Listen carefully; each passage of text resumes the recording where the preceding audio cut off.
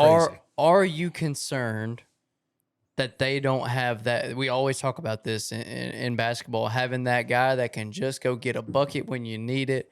Are you concerned that they don't have that right now, or do you think that they have one of those on the roster as of today? I mean, I think things have to shake out.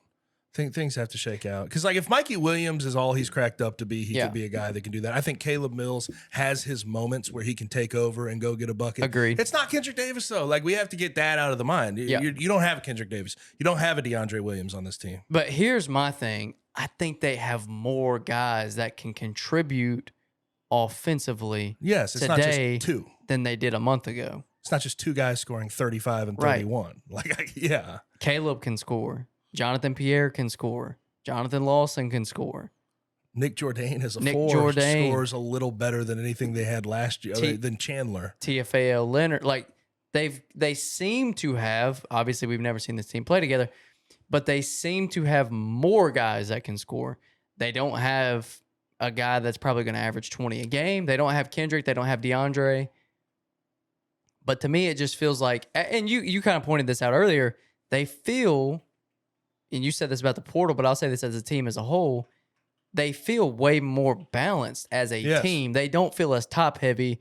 They feel very balanced and multiple and diverse and versatile. And that, to me, that's encouraging. To me, that's very encouraging. You know, in the end of the day, like, one of the things that we talked about this past year that was so good was they had a clear pecking order.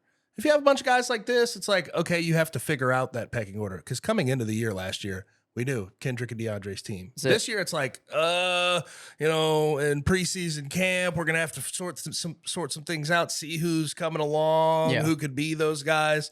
So that's a difference, and you could have a little bit of concern about that. But I think I agree, it's more balanced, and they have more guys. They're deeper as far as scoring is concerned. Yeah, I think that's why, if you're this staff, you have to go get unselfish players. Mm-hmm. Caleb Mills has proven he's unselfish.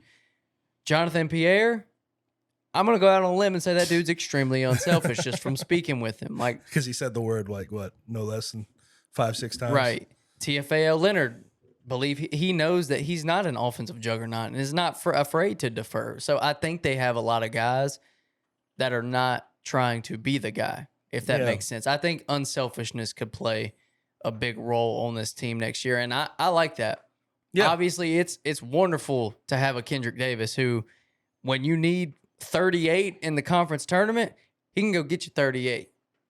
So it's different. It's different. Yeah. It's going to be a completely new look, completely different team when you're bringing in this many new guys. I mean, already, as we sit right now, there will be 9 new players on this team next year between the portal and the freshman class. Yeah. So it's going to look different. And I want, I like what they're doing. Something obviously we talk about it with the transfer portal because we've seen these guys play at the college level, but like expectations with the freshmen is something we're going to have to figure out as we go. Absolutely. And I don't think it's unfair. And I know there's people out there that talk about Mikey Williams and what he will or won't be. Like, I don't think it's unfair to say Mikey Williams can be up there in the pecking order as a scorer. He's a top 30 player. He should be. He's a stud. He's a stud. So, like, we'll see. Yep.